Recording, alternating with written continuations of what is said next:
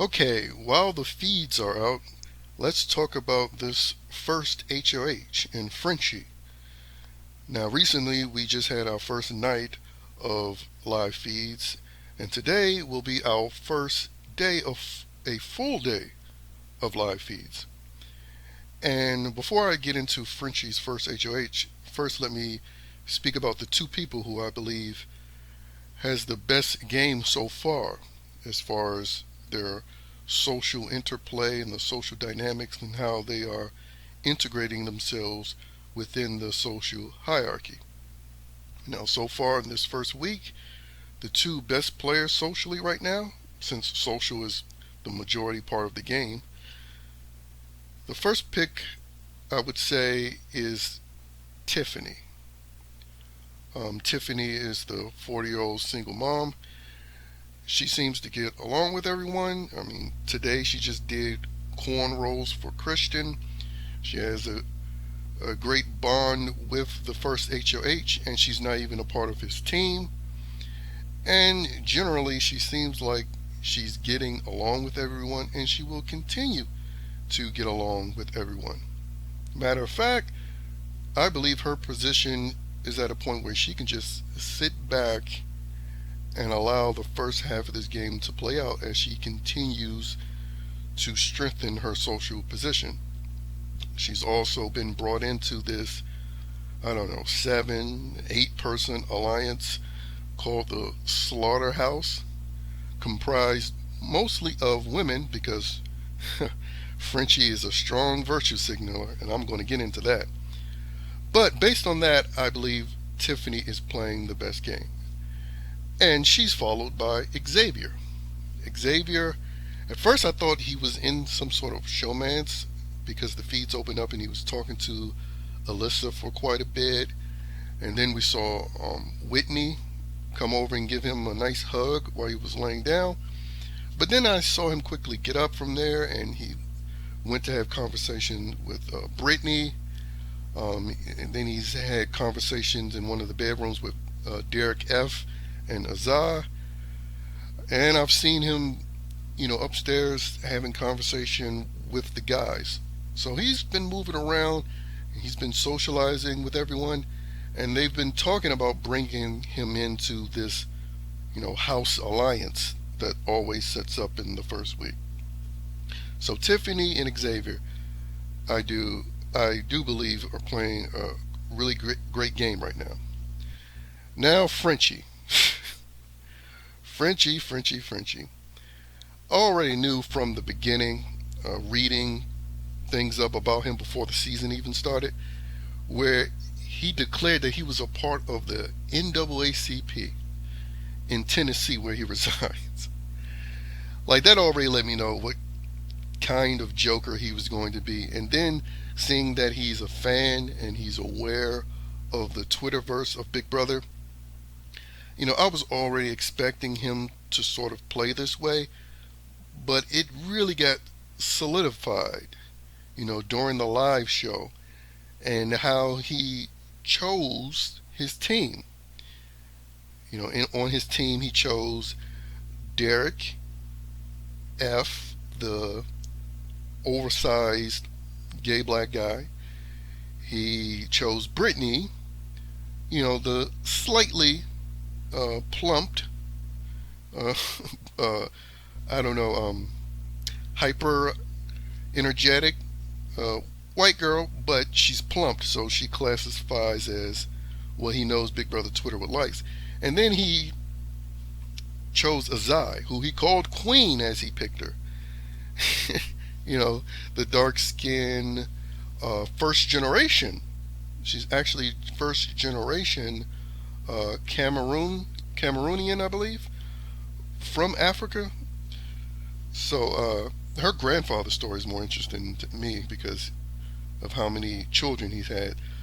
But yeah, during Frenchie's HOH, he's just been 1,000% virtue signaling to Twitter. I mean, he's been planning back doors for one of the big guys in I think his initial target is Brent so far. Like, a back door in week 1. Like, complete dumbass. And then he's declared that he's not targeting any women. Not only is he not targeting any women, he won't even nominate a woman because again, he knows that's what Big Brother Twitter likes and that's what Big Brother Reddit likes. Even though, to be fair to Reddit, they still have some people that will call that nonsense out, but generally they both feel the same. It's just Twitter is the worst out of the pack. I mean, it's just full with woke racism and misandry. But I digress. And Frenchie has had some dialogue in the house. Dialogue which, again, is him virtue signaling to Twitter.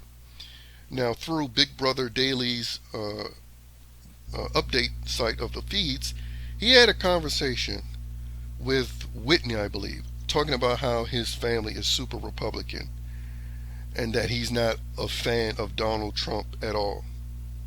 And he talks about how he argues with his family. So that's him virtue signaling to Twitter to let them know, yes, I'm from Tennessee. I live on a farm. I have a wife and 3 kids, and they're all white. And you may find out that my relatives are Trump supporters, but I have to let you know, even if it means throwing my family under the bus, that I'm not a Trump supporter, and I argue with them. And to me, that's rather pathetic, because again, why are you throwing your family under the bus? Because he's bringing this up as a positive thing for himself and as an insult to his family, but he's throwing his own family under the bus to virtue signal to Twitter. And he's bringing up a conversation that I believe is unnecessary. Like, how is that going to help him in this game? How is that going to ingratiate him with Whitney? So I thought that was really ridiculous. And then he had a conversation with Brittany, talking about how every season it's a minority or a woman or an old guy going first. And that, we need to target athletic jock meatheads to go home first. And talking about starting the season off with a bang. And I'm like, dude, you're such a dumbass. You're basing your entire strategy based on people who's not going to be able to win this game for you. These people on Twitter, sure, they will like and retweet, but are they going to help you pay the bills on that farmland that you own? Are they going to help you feed your kids and take care of your wife? You fucking moron. Like, again, he could have a legit reason to target someone like Brent. Like, if Brent hasn't had conversations with him, hasn't pitched him anything, he's not on his team, so again, he's eligible to be put up. But the fact that he's stating this as the reason why he's going to set his sights on these people is just utterly ridiculous. I mean, he's already a big target because he won 2 competitions, and then Julie Chen made him further expose himself by rolling the dice, which he successfully did. So even if they're able to get 2 jocks out in the first 2 weeks, does he not realize he's still, again, based on his jargon, he's still a white guy, okay? And he's a white guy who's won competitions. So his dumbass will either go out free jury or be one of the first people in jury out of the game. And then all he'll have to bring to his wife and children is the money that he gets from being in jury. And basically sink his chances of getting the biggest cash prize of all time just to virtue signal to Twitter. Because again, you're not going to get any special endorsement deals after Big Brother. I mean, this isn't the NFL or NBA. This is a reality competition show. Now, again, like all of this virtue signaling, this moron's been doing. His alliance is full with women, and the only guy that's in his alliance is Derek F., who pretty much counts as a girl because that's how he views himself anyway. And then he has Kylan. Like, this dude is such a moron. Like, I hope, even though I didn't like Claire going into this, I hope Claire's aware she's not a part of the House Alliance. Because again, she's only going to go after guys. And if she finds out she's not a part of this alliance, guess who she's going to go after? She can't go after Kylan because he's a part of her team. She's going to go after Frenchie's dumbass. So I hope Claire finds out about this big alliance, wins the next HOH, and kicks his ass out pre-jury so he can go back home to Clarksville, Tennessee, where he currently resides. Because again, like you're trying to appease a bunch of people on Twitter who are a bunch of misanders, no matter what. Like they are sexist against men. So who gives a fuck about appeasing these utter morons? These double standard, woke, retard morons. Who cares about appeasing them? But again, it's dumbasses like him who who will talk all this virtue signaling nonsense, but then get a come to Jesus moment once they're looking for reparations and they're looking at his farmland as one of the prime examples of a piece of land that needs to be given up. But his dumbass don't realize that instead he'd rather throw his family under the bus and do all this virtue signaling and potentially throw away his chances at winning the biggest cash prize in Big Brother history. Because he currently resides in a state that don't have the mask mandates. They have been lifting them.